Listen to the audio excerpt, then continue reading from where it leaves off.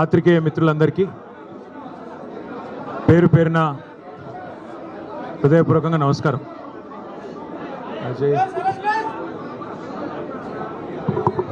బాబు మీరు అందరు సైలెంట్గా ఉంటారా ఉండరా ప్లీజ్. తమ్ముడు కొద్దిగా ప్లీజ్ ఫోన్లు కొద్దిసేపు ఇబ్బంది పెట్టకండి, ప్రెస్ మీటు ఇబ్బంది పెట్టకండి ప్లీజ్ ప్లీజ్. Thank you. వాళ్ళ ఘనంగా స్వాగతం పలికిన ఖమ్మం జిల్లా మా తమ్ముళ్ళందరికీ మా చెల్లెళ్ళందరికీ ధన్యవాదాలు. మరి ఈరోజు పత్రికా సమావేశానికి హాజరైన పాత్రికేయ మిత్రులందరికీ కూడా హృదయపూర్వకంగా నమస్కారాలు. ఈరోజు ఉమ్మడి ఖమ్మం జిల్లాలో ఆనాడు సోదరులు మాజీ శాసనసభ్యులు బానోత్ మదన్ లాల్ గారు మరణించినప్పుడు నేను దేశంలో లేను.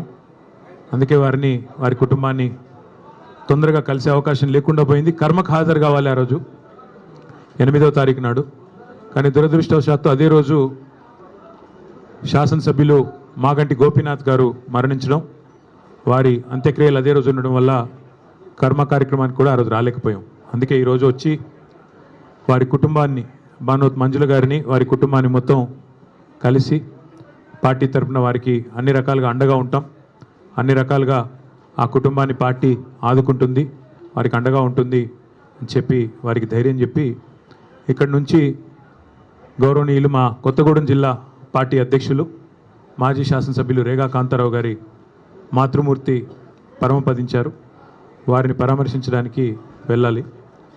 మధ్యలో ఇవాళ ఇక్కడ ఖమ్మంలో ప్రత్యేకంగా ప్రెస్ మీట్ ఏర్పాటు చేయడానికి కారణం ఒకటే. రాష్ట్రంలోని యువతకి నా విజ్ఞప్తి, మత్తు పదార్థాలకి, డ్రగ్స్కి దూరంగా ఉండండి. పొరపాటును కూడా అలవాటు చేసుకోవద్దు. పొరపాటును కూడా అవి అలవాటు చేసుకుంటే జీవితాలు నాశనం అవుతాయి. నేను జీవితంలో ఎన్నడూ సిగరెట్ కూడా తాగని వ్యక్తిని.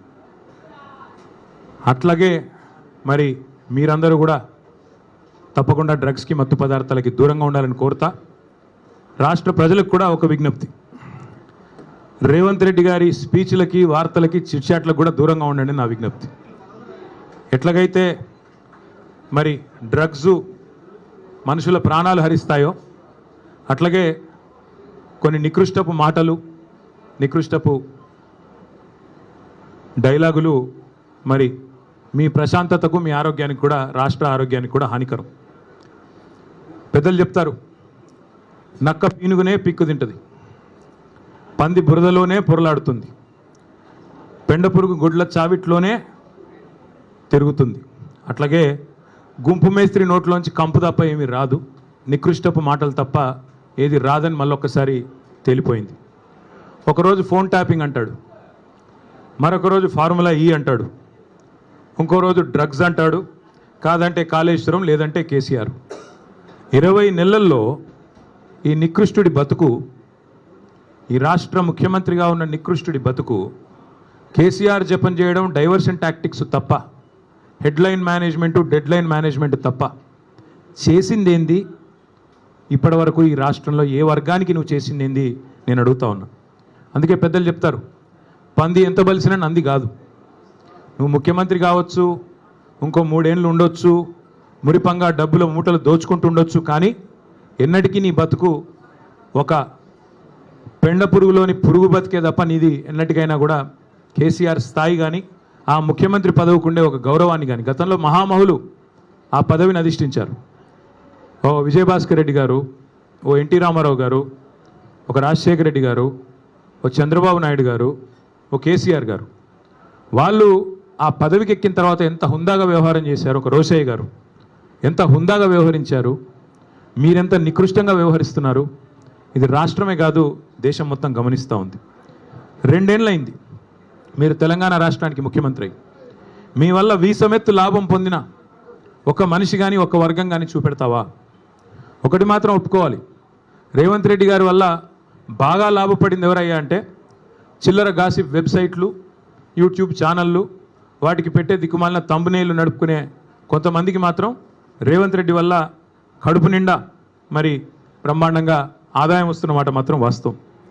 థర్డ్ రేట్ యూట్యూబ్ ఛానళ్ళకి మీడియా ముసుగులో దరిద్రాన్ని వండే దగుల్బాజీలకు ఆదాయం పెరగొచ్చు, కానీ రాష్ట్ర ప్రజలకు మాత్రం దమ్మిడి ఆదాయం కూడా దమ్మిడి లాభం కూడా నీ వల్ల లేదు అనేది వాస్తవం. రోత వార్తలు, రోత డైలాగులతో ఇవాళ ఇష్టం వచ్చినట్టు మాట్లాడి చిట్ చాట్ల పేరిట నువ్వు చీటింగ్ ఏదైతే చేస్తున్నావో ఈ రాష్ట్ర ప్రజల్ని జనం చీకొట్టే పరిస్థితి తెచ్చుకుంటా ఉన్నావు. టన్నుల కొద్ది కేసులు పెట్టాడు 20 నెలల్లో, టన్నుల కొద్ది కేసులు. గుండు పిన్నంత ఆధారం అన్న దొరికిందా? ఉంటే కదా దొరికేదానికి, తప్పు చేస్తే కదా భయపడేదానికి. అందుకే నేను అనేది, చేతిలో పవర్ ఉంది నీకు, నువ్వే హోంమంత్రి, నువ్వే ముఖ్యమంత్రి, నీ కిందే మొత్తం వేల మంది పోలీసులు ఉన్నారు, మంది మార్బలం వ్యవస్థ అంతా నీకే ఉంది. ఏం తప్పు చూపెట్టినావు? 20 నెలల్లో ఏం పీకినావు? ఎంతసేపు లీకులు. అప్పట్లో ఏదో సినిమాలో ఆయన గ్రీకు వీరుడు అనేవాళ్ళు, ఈయన లీకు వీరుడు. లీకులు తప్ప, చిట్ చాట్లు తప్ప నువ్వు పీకింది ఏంది, నువ్వు చేసింది ఏంది రాష్ట్ర ప్రజలకు కానీ రాష్ట్రంలోని ఏ వర్గానికి నువ్వు చేసింది ఏంది నేను అడుగుతా ఉన్నా. మేమేమి తప్పు చేయలేదు కాబట్టే ఇవాళ ఇంత ధైర్యంగా మొహమాటం లేకుండా దమ్ముంటే లై డిటెక్టర్ పరీక్ష పెట్టు, దమ్ముంటే లై డిటెక్టర్ పరీక్ష పెట్టు అని చెప్పిన మొట్టమొదటి రాజకీయ నాయకుడిని నేను. నీకుందా దమ్ము? ఓటుకు నోటు కేసులో నేను డబ్బులు తీసుకోలేదు లేదా ఇవ్వలేదు అని చెప్పే దమ్ము నీకుందా లై డిటెక్టర్ పరీక్షలో? మగాడివైతే, పిరికి సన్నాసివి కాకపోతే వస్తావా? ఉద్రం కూర్చుందాం, రాష్ట్ర ప్రజల ముందు లైవ్ కెమెరాల ముందు కూర్చుందాం, ఎవరేందో ప్రజలను తెలవమందాం. ఇద్దరి మీద ఉంది కదా ఏసీబీ కేసు, నీ మీదో కేసు ఉంది, నా మీదో కేసు ఉంది. నువ్వు మరి రా, ముందుకు రా అని కూడా సవాల్ చేసిన రాలా. పెడితే పెట్టాడు కేసులు, ఏదో ఫార్ములా ఈ అని, కమిషన్ అని, ఇదని అదని పెట్టాడు. దొంగ కేసు పెట్టినా అది కూడా పెట్టడం సరిగ్గా రాదు ఈయనకి. అదే సినిమాలో చెప్తారు, బ్రహ్మానందం గారు దొంగ పాత్ర వేస్తాడు, వేసిన తర్వాత అందులో ఆయన చెప్తాడు, ఆ హీరో గారు, వీడు దొంగ కానీ దొరికిపోవడం వీడి స్పెషాలిటీ అంటాడు. అట్లాగే రేవంత్ రెడ్డి స్పెషాలిటీ ఏంటంటే దొరికిపోవడం, పనికి మళ్ళీ డైలాగులు కొట్టడం, మళ్ళీ వెంటనే దొరికిపోవడం. అందుకే నేను అనేది, మీకు రేవంత్ రెడ్డి గారికి నేను చెప్తా ఉన్నా, నువ్వు సీసీ కెమెరాల్లో దొరికిపోయిన చిల్లర దొంగవి. నీ బుద్ధి ముఖ్యమంత్రి అయినాక కూడా మారలా. చిట్ చాట్ల పేరిట్లో చీకటి భాగవతం ఎందుకు, చీకటి బతుకులు ఎందుకు? నేను అడుగుతా ఉన్నా, స్ట్రైట్గా మాట్లాడుకుందాం రా. నువ్వే డైలాగ్ కొడుతీవి కదా, కేసీఆర్ వస్తాడా, కేటీఆర్ వస్తాడా, రండి అన్నావు. నేను వచ్చిన, నువ్వు పారిపోయిన పిరికి సన్నాసివి. నీ సవాల్ స్వీకరించి నేను వస్తే మాట మీది నుండి తప్పుకుని పారిపోయిన పిరికి సన్నాసివి ఇవాళ చీకటి భాగవతాలు, చీకటి డైలాగులు, మీడియా మిత్రులతో చిట్ చాట్ల పేరిట డ్రామాలు ఎందుకు? ఇప్పుడు కూడా మళ్ళీ అడుగుతున్నా, ఎక్కడ పెడతావో పెట్టు చర్చ, వస్తాను. నువ్వు ఎక్కడంటే అక్కడ పెట్టు. అసెంబ్లీ అంటాడు, అసెంబ్లీలో మైక్ కట్ చేయకుండా చూద్దాం. నువ్వే చెప్పుకున్నావు కదా ఒక పత్రికకు పోయి, ఆ చెంప ఈ చెంప వాయిస్తున్నారు అసెంబ్లీలో అని. భయం నీకు, ఎందుకంటే నీకు రచ్చ చేయడం తెలుసు తప్ప చర్చ చేయడం తెలీదు. రచ్చ చేయమంటే, ఇష్టం వచ్చిన బూతులు మాట్లాడమంటే, గుడ్లు బీకి గోటీలాడతా, పేగులు తీసి మెడలో వేసుకుంటా అనే పనికి మాలిన డైలాగులు కొట్టమంటే, పాత చింతకాయ పచ్చడి లాంటి డైలాగులు అవి వస్తాయి. ఎక్కడికి రమ్మంటావు చెప్పు? జూబ్లీహిల్స్ ప్యాలెస్కి రమ్మంటావా? నీ కొడంగల్ కోటలోకి రమ్మంటావా? నేను నీలాగా పారిపోయే పిరికి పందని కాదు.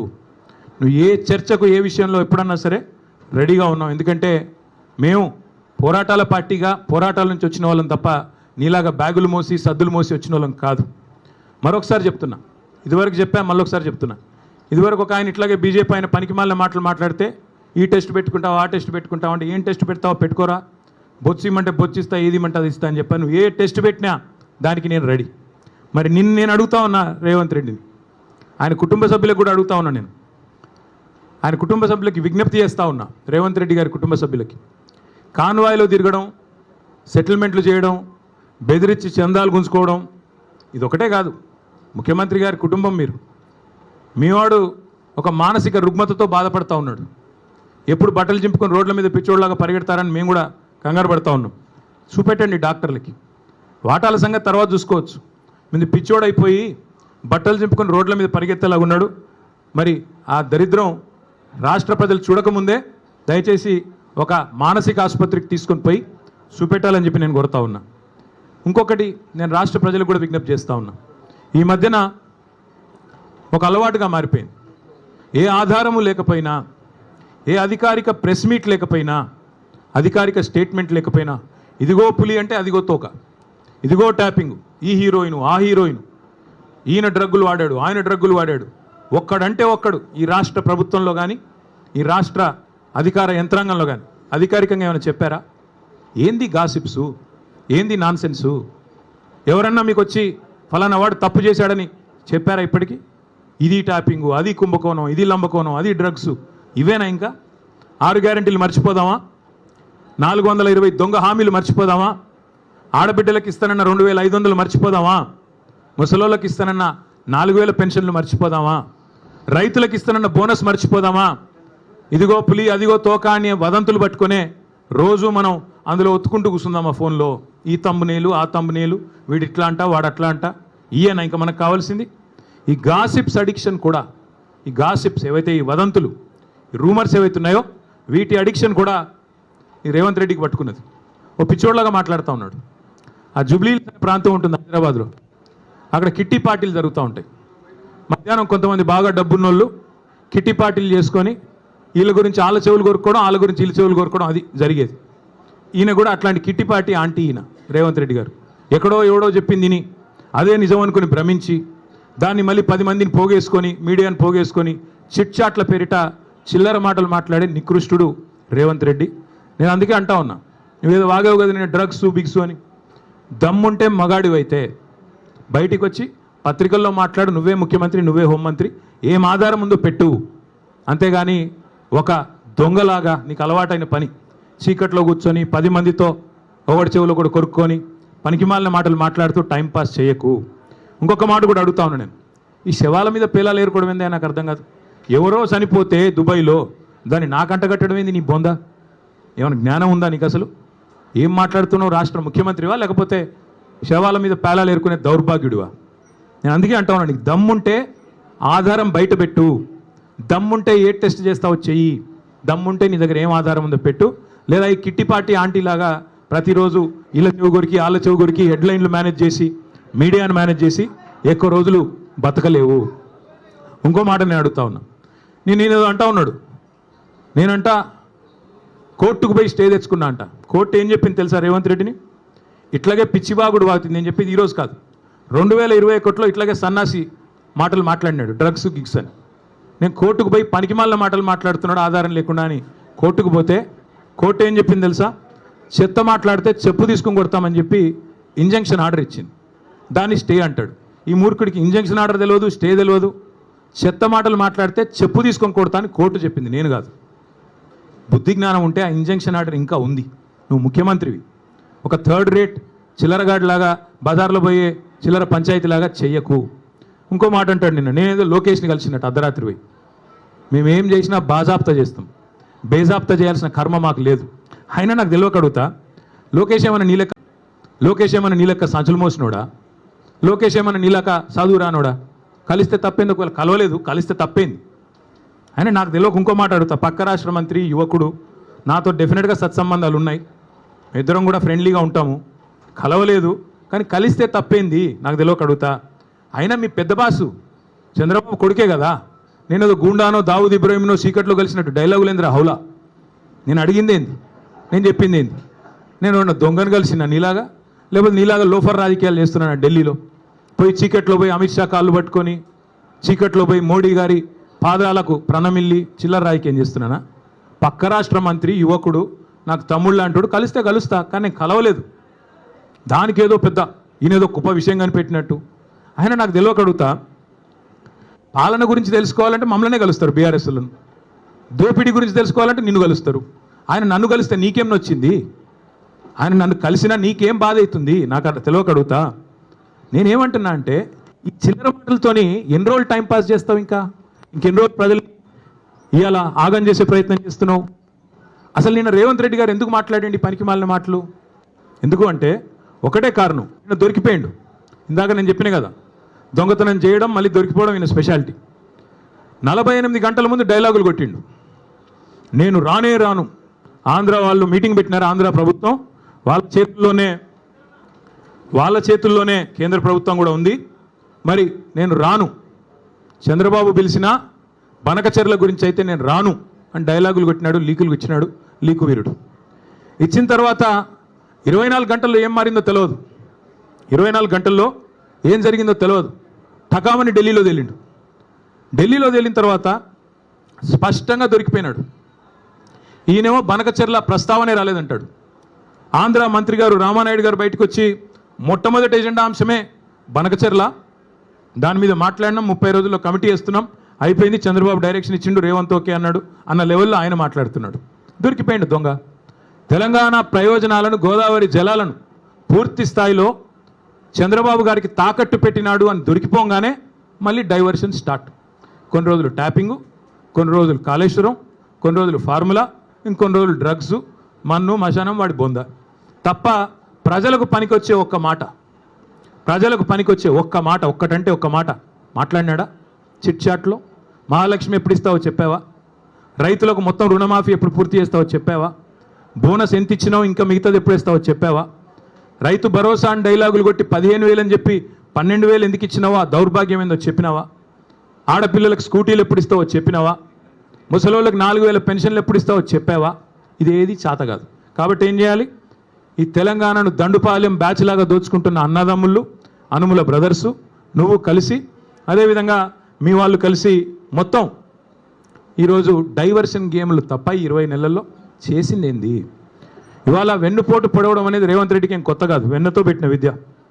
నమ్మి ఓటేసిన పాపానికి దేశ రాజధాని ఢిల్లీ సాక్షిగా మరి మళ్ళొక్కసారి తెలంగాణ ప్రజల గొంతు కోసిన కసాయి రేవంత్ రెడ్డి.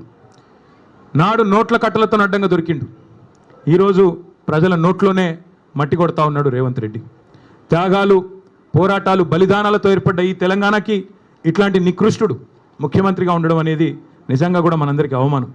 కేసీఆర్ గారి ప్రభుత్వంలో 10 ఏళ్ళు ఇదే ఖమ్మం జిల్లాలో కానీ మిగతా ఉమ్మడి జిల్లాల్లో కానీ రైతు పొలంలో నీళ్లు ఉండాలి కానీ రైతు కళ్ళల్లో కన్నీళ్ళు ఉండకూడదని చెప్పి ఒక కమిట్మెంట్తో ఇక్కడ సీతారామ ప్రాజెక్టు కట్టినా, భక్త రామదాస్ కట్టినా, కాళేశ్వరం కట్టినా, పాలమూరు రంగారెడ్డి ఎత్తిపోతల పథకం కట్టినా, చెరువులు బాగు చేయడానికి మిషన్ కాకతీయ, ఇక్కడికి వచ్చేటప్పుడు కూడా లక్కారం చెరువు, అక్కడ పెద్ద ఆర్చ్ మీద రాస్తుంది మిషన్ కాకతీయ లక్కారం చెరువు అని. అట్లాంటి కార్యక్రమాలు మరి అనుక్షణం తప్పించి మరి 14 ఏళ్ళు ఆనాడు నీళ్ల పేరిట పోరాటం చేసిన, 10 ఏళ్ళు ప్రభుత్వాన్ని నడిపిన కేసీఆర్ గారు ప్రాజెక్టులు కట్టారు. రైతు బాగుండాలని తప్పించి రైతు బంధు పెట్టి, రైతు బీమా పెట్టి, పంటలు కొని బ్రహ్మాండంగా నీళ్ళు అందించి 12వ స్థానంలో ఉన్న తెలంగాణ నెంబర్ 1 స్థానానికి తీసుకొని పోయారు. కానీ దాని గురించి కూడా నిన్న చిల్లర మాటలు ఢిల్లీలో మాట్లాడిండు రేవంత్ రెడ్డి. బాబు గారితో మరి జరిగిపోయిన దొంగ ఒప్పందం, చీకటి ఒప్పందం బయటపడంగానే కవర్ చేసుకోవడానికి కవర్ డ్రైవ్లు, ఇవన్నీ ఎక్స్ట్రా కవర్ డ్రైవ్లు, డ్రగ్స్, కాళేశ్వరము, ట్యాపింగు, టూపింగు. అందుకే కుడిదిలో పడ్డ ఎలకలా కొట్టుకుంటా ఉన్నాడు. ఏం చేయాలో తెలియదు, దొరికిపోయిండు. అడ్డంగా దొరికిపోవడం కాబట్టి అడ్డదారులు ఎత్తుకుతా ఉన్నాడు. ఎజెండాలో ఫస్ట్ ఐటమ్ అని చెప్పాడు కదా, నేను కాదుగా చెప్పింది. ఎజెండాలో ఫస్ట్ ఐటమ్ అని నిమ్మల రామానాయుడు గారు, ఏపీ మంత్రి గారు చెప్పిన మాట వాస్తవం కాదా? ఇంత స్పష్టంగా చెప్పిన తర్వాత తెలంగాణ ముఖ్యమంత్రి అబద్ధాలు చెప్పిన మాట వాస్తవం కాదా? అందుకే నేను అనేది 70 లక్షల మంది రైతుల ముందు, ఇవాళ కోట్లాది మంది ప్రజల ముందు మళ్ళొకసారి దొరికిపోయింది కాబట్టే ఈ మైండ్ బ్లాంక్ అయిపోయి ఈ పనికిమాలిన మాటలతో అటెన్షన్ డైవర్షన్ కోసం ఈ చెత్తవాగుడంతా వాగుతూ ఉన్నాడు. డ్రైనేజీ కంపు ఎంత అయితే ఉంటుందో అంతకంటే ఎక్కువ మీ దగ్గర అదే ఉండేది. ఇక్కడ ఇదివరకు కాలువ, ఆ గోళ్ళపాడు ఉండే ఇదివరకు అలా పోవాలంటేనే భయం అవుతుండే, అంతకంటే కంపు ఉన్నది ఇప్పుడు రేవంత్ రెడ్డి నోరు. ఆ నోరు తెరిస్తే దరిద్రం గబ్బు తప్ప ఒక్కటంటే ఒక్క మంచి మాట రాదు. అట్లే నేను అడుగుతా ఉన్నా, ఈ జిల్లాలో ఏం చేశారు ఇప్పుడు రేవంత్ రెడ్డి గారు? ఈ 20 నెలల కాలంలో రాష్ట్రానికి ఏం చేసినావు, ఖమ్మం జిల్లాకి ఏం చేసినావు చెప్తావా? కేసీఆర్ గారు కట్టిన ప్రాజెక్టు సీతారామ, ఆ ప్రాజెక్టుకు వచ్చి రిబ్బన్ కట్ చేసి నెత్తిన నీళ్ళు చల్లుకోవడం తప్ప నువ్వు పీకింది ఏంది, నీ మంత్రులు పీకింది ఏంది అని అడుగుతా ఉన్నా. ఒక మంత్రి ఏమో బాంబుల్లో బిజీగా ఉన్నాడు, ఆయన పేరు బాంబులేట్ అయిపోయింది పాపం. ఇప్పుడు బాంబు వెళ్తుంది, అప్పుడు బాంబు వెళ్తుంది. Karthika Pournami bye, Deepavali bye, Sankranti bye, మళ్ళీ దసరా రానివట్టే, దీపావళి రానివట్టే. ఇప్పుడు వెళ్తుంది, అప్పుడు వెళ్తుంది. ఏంది పేలేది, ఏంది చేసింది ఏంది, నువ్వు పీకేది ఏంది? అందుకే చెప్పాను నేను లాస్ట్లో కూడా, ఏదో ఉచ్చులో ఇరుక్కున్నాడు అంటే ఉత్సాన బొత్స అని చెప్పాను. ఇప్పుడు కూడా మళ్ళీ అదే చెప్తా ఉన్నా, మీరు పీకేది ఏమీ లేదు. కాంగ్రెస్ వాళ్ళు 100% చెప్తున్నా, మిమ్మల్ని మాత్రం 420 హామీల విషయంలో ఫుట్బాల్ ఆడే బాధ్యత మాదే. ప్రధాన ప్రతిపక్షంగా రేవంత్ రెడ్డి కావచ్చు, పొంగులేటి కావచ్చు, వాళ్ళ అయ్య కావచ్చు, వాళ్ళ తాత కావచ్చు, ఫుట్బాల్ ఆడే బాధ్యత మాది. ఇదే ఖమ్మం జిల్లాలో మళ్ళీ బ్రహ్మాండమైన మెజారిటీతో తిరిగి గులాబీ జెండా రెపరెపలు ఆడుతుంది. ఇప్పటికే ఖమ్మం జిల్లా ప్రజలకి మోసం కూడా అర్థమైంది. నేను ఎందుకు ఇలా బాధ అంతా ఏంటి, ఇలా ఆక్రోశం ఏంటి? పొంగులేటి శ్రీనివాసరెడ్డి గారికి బ్రహ్మాండంగా ఈ ప్రభుత్వం వచ్చిన తర్వాత కొడంగల్ లిఫ్ట్ ఇరిగేషన్లో 4,000 కోట్ల రూపాయల ప్రాజెక్టులు ఇచ్చారు. అదేవిధంగా ఎంత అద్భుతమైన బంధం అంటే బడే బాయ్ చోటే బాయ్ బంధం, బీజేపీ కాంగ్రెస్ బంధం ఎంత దృఢమైన బంధం అంటే పొంగులేటి ఇంటి మీద ఈడీ రైడ్ అయ్యి సంవత్సరం అయింది ఇప్పుడు దగ్గర. ఇటు పొంగులేటి మాట్లాడాడు, అటు ఈడీ వాడు మాట్లాడాడు. ఇప్పటికి నేను 10 సార్లు అడిగాను ఏం దొరికిందా అంటే మీరు మీడియా వాళ్ళు వేశారు. మీరు పొంగులేటి ఇంట్లోకి నోట్ల కట్టలు కౌంట్ చేయడానికి మెషిన్లు పోతున్నాయని రాశారు, స్క్రోలింగ్లు బ్రేకింగ్లు. మరి ఏమైంది? ఎవరు అడగరే? వస్తలేడా ఖమ్మానికి? అడగబుద్ధి అవుతలేదా? రాయరా? అడగరా? అట్లాగే అటు ఆయన ఈడీ ఆయన చెప్పడు, ఇటు ఈయన చెప్పడు, పొంగులేటి చెప్పడు ఏం దొరికిందా అంటే. ఎన్ని 100 కోట్లు దొరికినాయి, ఎక్కడ పోతున్నాయి ఇవన్నీ? ఎక్కడ పోతున్నాయో మాకు తెలుసు. నీళ్ళేమో చంద్రబాబుకు, నిధులేమో రాహుల్ గాంధీకి, తెలంగాణ ప్రజలకు మాత్రం బూడిద. చేసిందేంది 20 నెలల్లో? ఇవాళ ఈ సివిల్ సప్లైస్ కుంభకోణం కానీ, అట్లాగే కొడంగల్ లిఫ్ట్ ఇరిగేషన్లో మీరు కేకును కోసినట్టు ఎంత బ్రహ్మాండంగా ఒక కంపెనీని ఈస్ట్ ఇండియా కంపెనీ అన్నాడు రేవంత్ రెడ్డి ఇదివరకు. ఆ కంపెనీకే ఇవాళ కొడంగల్ లిఫ్ట్ ఇరిగేషన్ ఆయన సొంత కాన్స్టిట్యున్సీలో సగం, ఇంకో సగం పొంగులేటి శ్రీనివాసరెడ్డి గారికి. అట్లాగే మిస్ వరల్డ్ అని ఒక కాంటెస్ట్ పెట్టాడు ఈ అందగాడు. ఇంకా మా జగదీష్ రెడ్డి గారిని పట్టుకొని నిన్నగాక మొన్న 3 ఫీట్లు ఉన్నాడు అంటున్నాడు. ఈయన ఏదో పెద్ద అమితాబ్ బచ్చన్ అన్నట్టు. తిప్పి కొడితే నువ్వు 3 ఫీట్లు లేవు, నువ్వే పెద్ద పోటుగాడు లాగా ఆయన 3 ఫీట్లు ఈయన డైలాగులు. అరే మనది మనం మర్చిపోతే ఇట్లా కొద్దిగా ఎత్తు కుర్చీలో కూర్చోగానే అంత టెంపర్ వస్తుందా? కొద్దిగా టెక్నికల్ ప్రాబ్లమ్స్ ఉన్నాయి నీకు కూడా. ఎత్తు షూస్ వేసుకొని ఎత్తు కుర్చీలో కూర్చోగానే పెద్దోడు అయిపోతావా? అమితాబ్ బచ్చన్ అయిపోతావా? నేను అదే అడుగుతానా. ఈరోజు మిస్ వరల్డ్ అని పెట్టాడు ఈయన. మిస్ వరల్డ్ అని పెడితే ఏమైంది? అందులో ఒక అమ్మాయి మిస్ ఇంగ్లాండ్. కాంగ్రెస్ వాళ్ళ దౌర్భాగ్యం వల్ల 2 కాంగ్రెస్ నాయకులు నన్ను వేధించారు, ఒక వేశ్యలాగా చూశారు. ఇంత నికృష్టమైన ప్రభుత్వం ఎక్కడా లేదని ఒక ఆడపిల్ల, వేరే దేశ అమ్మాయి ఆడకూతురు దరిద్రం అని చెప్పి మధ్యలో వెళ్ళిపోయింది. కనీసం యాక్షన్ తీసుకున్నావా? కనీసం రాష్ట్ర పరువు అంతర్జాతీయంగా మంటగలిపినందుకు ఆడకూతులకు క్షమాపణ చెప్పావా? నీదో ప్రభుత్వం, నువ్వో ముఖ్యమంత్రి. రోత మాటలు, నికృష్టపు డైలాగులు తప్ప, వైఫల్యాలు దాచుకోవడానికి ఈ నికృష్టం తప్ప ఇంకోటి ఏంది? నేను ఇంకొకటి అడుగుతా ఉన్నా. కొన్ని బాకా పత్రికలు ఆయన ఊ అన్నా తుమ్మినా దగ్గినా ఓహో ఆహా అని రాసే బాకా పత్రికలు, ఎందుకంటే వాళ్ళు ఆడిచ్చినట్టు ఆడుతున్నాడు ఈయన. జుట్టు మొత్తం వాళ్ళ చేతుల్లో పెట్టుకొని వాళ్ళు ఎట్టు తిరగమంటే అటు తిరుగుతున్నాడు, వాళ్ళకేం రాసి ఇవ్వమంటే ఇస్తున్నాడు. కాబట్టి వాళ్ళని అడ్డం పెట్టుకుని ఈయన నా మీద పెద్ద రాతలు రాసుకో. పక్కాగా చెప్తున్నా, శిశుపాలుడు కూడా 100 తప్పుల దాకా బతికాడు. నీకు కూడా టైం వచ్చింది. తప్పకుండా నీ నికృష్ట మాటలు, నీ దిక్కుమాలిన ఐడియాలజీతో మరి నువ్వు ఎన్ని డైలాగులు కొట్టినా కొంతమందిని కొంతకాలం మోసగించవచ్చు, కానీ అందరినీ ఎల్లకాలం మోసగిస్తాననుకుంటే కుదరదు.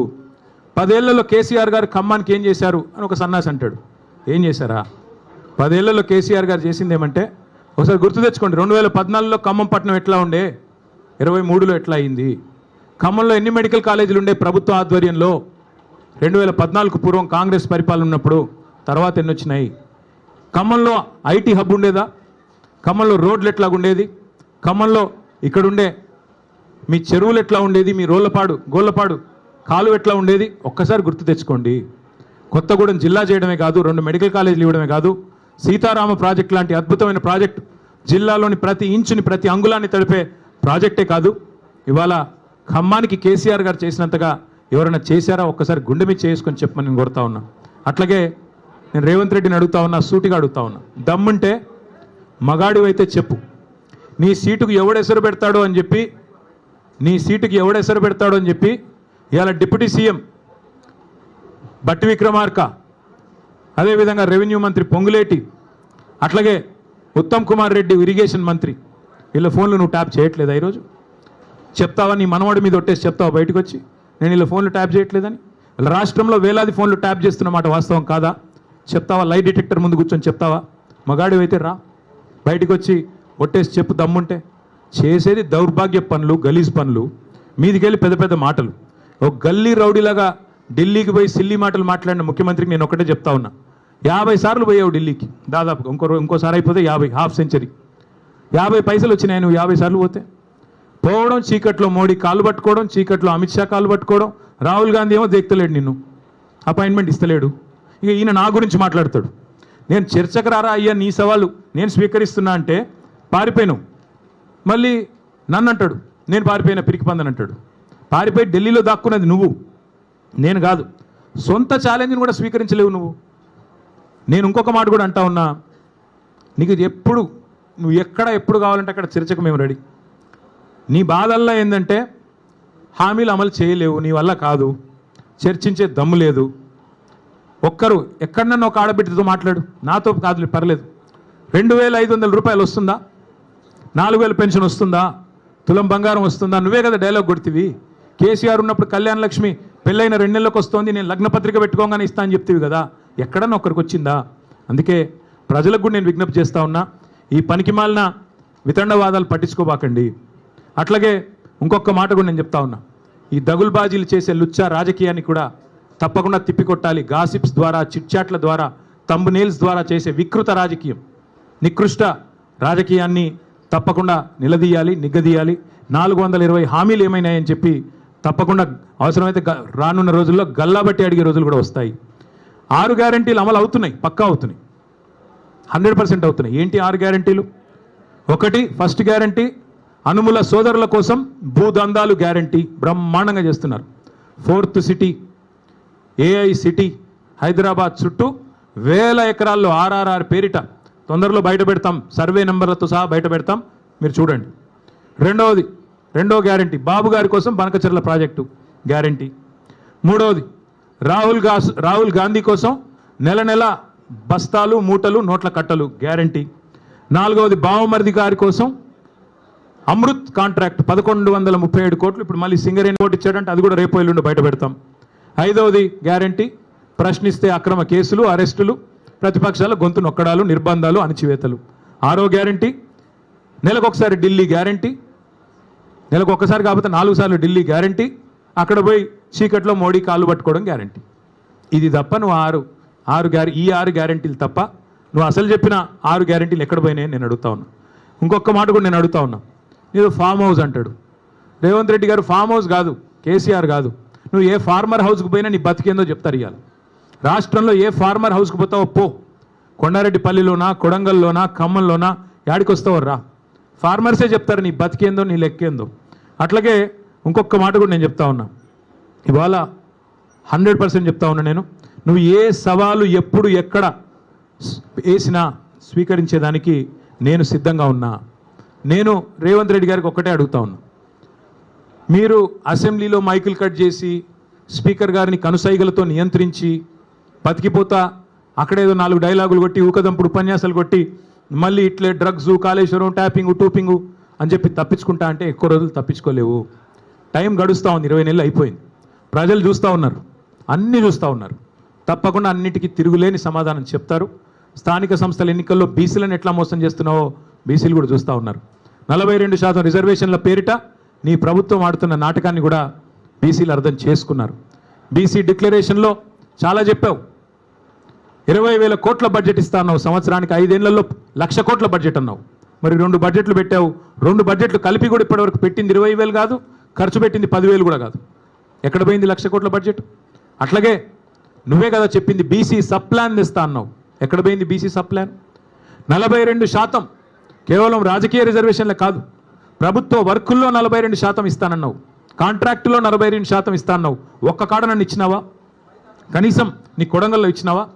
చూపెడతావా? మరి నీ చేతిలో ఉన్నదేమో ఇవ్వవు. నీ చేతుల్లో ఉన్న నీ మంత్రివర్గంలో 42% మంత్రులు ఉన్నారా బీసీలు?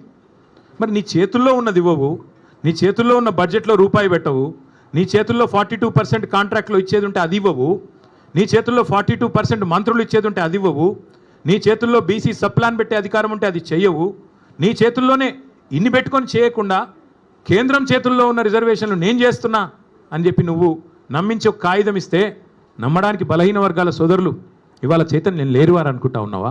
అందరికీ అన్నీ అర్థమైనాయి. పెద్దలు నిన్న జస్టిస్ ఈశ్వరయ్య గౌడ్ గారు చెప్పారు, హైకోర్టు జడ్జిగా పనిచేసిన పెద్ద ఆయన, ఇది చెల్లదు అని స్పష్టంగా చెప్తున్నారు. మరి రాష్ట్రంలో ఉన్న వాళ్ళందరికీ అర్థమవుతున్నది. అందుకే నేను అనేది రేపు స్థానిక సంస్థల్లో తప్పకుండా మంచి ఫలితాలు వస్తాయి. నువ్వు బనకచెర్ల పేరిట బాబు గారికి ఏదైతే గురుదక్షిణ చెల్లించుకుంటున్నావో దీన్ని మేము తీవ్రంగా వ్యతిరేకిస్తూ ఉన్నాం. తెలంగాణ హక్కు తేలాలి.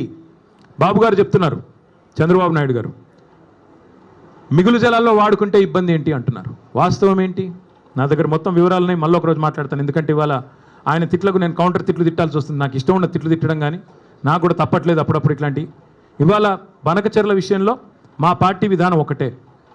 తెలంగాణ హక్కు నికర జలాల్లో మొదటి నుంచి 1486 టీఎంసీల నికర జలాల్లో మా ప్రభుత్వం ఉన్నప్పుడు 968 టీఎంసీలు తెలంగాణ వాటా అని నిర్దిష్టంగా మేము గోదావరి అవార్డు ప్రకారం, గోదావరి నది మీద వేసిన ట్రైబ్యునల్ ఇచ్చిన అవార్డు ప్రకారం మేము స్పష్టంగా రాష్ట్ర ప్రజలకి, కేంద్రానికి చెప్పాం. అట్లాగే మిగులు జలాలు ఏవైతే 3000 టీఎంసీలు ఉన్నాయో అదే దామాషా ప్రకారం మాకు 1950 టీఎంసీల నీళ్లు మిగులు జలాల్లో కూడా మాకు రావాలి తెలంగాణకి. అది ముందు కేంద్రంతో ఒప్పించండి మీరు. బాబు గారి చేతుల్లో ఇవాళ కేంద్రం ఉంది. కేంద్ర ప్రభుత్వం కనుక ముందుకొచ్చి మిగులు జలాల్లో తెలంగాణ వాటా 1950 టీఎంసీలు అని స్పష్టంగా అధికారికంగా సాధికారంగా ప్రకటించి నికర జలాల్లో కూడా 968 టీఎంసీలు గోదావరిలో తెలంగాణకు ఉన్నాయని చెప్పి ప్రకటించిన తర్వాత ఆంధ్రప్రదేశ్ గతంలో ఏవైతే అభ్యంతరం చెప్తూ ఉత్తరాలు రాసిందో సీతారామ ప్రాజెక్టు మీద, సీతమ్మ సాగర్ మీద, అట్లాగే సమ్మక్క బ్యారాజు మీద, అట్లాగే కాళేశ్వరం మీద అవన్నీ ఉపసంహరించుకుంటే అప్పుడు తెలంగాణకి న్యాయం జరుగుతుంది తప్ప ఈ రకంగా ఇష్టానుసారంగా ఏ అనుమతి లేకుండా ఒక్క అనుమతి ఉందా? గోదావరి రివర్ మేనేజ్మెంట్ బోర్డు అనుమతి ఉందా బనకచెర్లకి? పోలవరం ప్రాజెక్ట్ అథారిటీ అనుమతి ఉందా? సెంట్రల్ వాటర్ కమిషన్ అనుమతి ఉందా? అపెక్స్ కౌన్సిల్ అనుమతి ఉందా? ఏ అనుమతి లేకపోయినా నేను కట్టుకుంటా. ఎందుకంటే రేవంత్ రెడ్డి జుట్టు నా చేతుల్లో ఉంది, మోడీ జుట్టు నా చేతుల్లో ఉంది అని ఎవరు అనుకున్నా తెలంగాణ ప్రయోజనాల విషయంలో ఇంకెవరన్నా రాజీ పడవచ్చు, ఇంకెవరన్నా చీకటి మంత్రాంగాలు చేయొచ్చు, కానీ మేము మాత్రం చేయం. మేము ఆంధ్ర ప్రజలకు వ్యతిరేకం కాదు, ఆంధ్ర రైతాంగానికి ఎంత మాత్రం వ్యతిరేకం కాదు, కానీ తెలంగాణ హక్కులు తేలాలి. గోదావరి జలాల్లో, నికర జలాల్లో మళ్ళీ చెప్తా ఉన్నా నేను 1486 టీఎంసీల్లో మొదటి నుంచి తెలంగాణ ప్రభుత్వం వాదిస్తున్నది కేసీఆర్ గారి నాయకత్వంలో 968 టీఎంసీలు మా ప్రాజెక్టులు ఇవి అని చెప్తున్నాం. అది తేల్చండి ముందు. అట్లాగే మిగులు జలాలు 3000 టీఎంసీలు ఉంటే అందులో దామాషా ప్రకారం మాకు 1950 టీఎంసీలు రావాలి. అవి తేల్చి సాధికారంగా కేంద్ర జలసంఘం డిక్లేర్ చేస్తే తప్పకుండా అప్పుడు మాట్లాడచ్చు. గతంలో మీరు పెట్టిన అభ్యంతరాలు ఉపసంహరించుకుంటే మాట్లాడచ్చు. అంతేగాని ఈ సానుభూతి డైలాగులు కుదరవు. మిగులు జలాలు వాడుకుంటే ఇబ్బంది ఏంటి, మిగులు జలాలు వాడుకుంటే ఇబ్బంది ఏంటి అంటే మీరు అన్ని ఉల్లంఘనలకు పాల్పడి ఏ అనుమతి లేకపోయినా ప్రాజెక్టులు కడతాం, బడితున్నోడిదే బర్రె అంటే అది కుదరదు. మీరే కదా ఉత్తరాలు రాసింది కాళేశ్వరానికి వ్యతిరేకంగా, మీరే కదా ఉత్తరాలు రాసింది సమ్మక్క సాగర్కి వ్యతిరేకంగా, మా సీతారామ ప్రాజెక్టు ఖమ్మం జిల్లాకు వ్యతిరేకంగా. ఇలా మళ్ళీ మీరు సానుభూతి కోసం మాట్లాడతారంటే కుదరదు. మీ శిష్యుడు తాకట్టు పెడతాడేమో తెలంగాణ ప్రయోజనాలు, కానీ కేసీఆర్ నాయకత్వంలోని మేమెవరం కూడా తెలంగాణ ప్రయోజనాల విషయంలో, రైతాంగ ప్రయోజనాల విషయంలో రాజీ పడం. తప్పకుండా ఈ విషయంలో కేంద్ర ప్రభుత్వాన్ని కూడా నిలదీస్తాం. రేవంత్ రెడ్డి తప్పు చేస్తే మరొక ఉద్యమాన్ని కూడా అవసరమైతే తీసుకుంటామని చెబుతూ మీ అందరికీ మళ్ళొకసారి ధన్యవాదాలు, నమస్కారాలు. Thank you. జై తెలంగాణ.